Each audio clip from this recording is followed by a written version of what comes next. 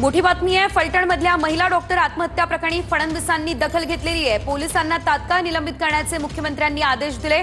फलटण येथील घटनेची माहिती मुख्यमंत्री देवेंद्र फडणवीस यांनी सातारा एसपी यांच्याकडून घेतली आहे। संबंधित पोलिसाला तात्काळ निलंबित करण्याचे आदेश त्यांनी दिलेले आहेत। आरोपींवर कठोरात कठोर कारवाई करण्याचे आदेश मुख्यमंत्री देवेंद्र फडणवीस यांनी दिले आहेत।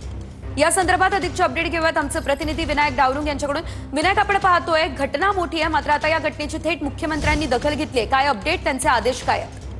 बरोबर आहे। फलटण मधल्या डॉक्टर महिलेने जी आत्महत्या केलेली आहे आणि ह्या आत्महत्येमध्ये जे सुसाईड नोटमध्ये ज्या पोलिसांचा उल्लेख केला आहे त्यांची तात्काळ निलंबन करण्याचे आदेश जे आहेत ते मुख्यमंत्र्यांनी दिले आहेत।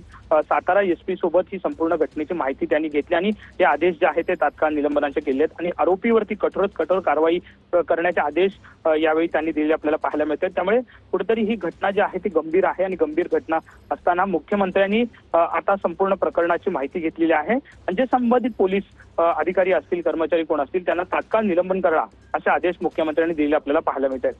निश्चितच धन्यवाद विनायक दिलेल्या सर्व अपडेट्ससाठी।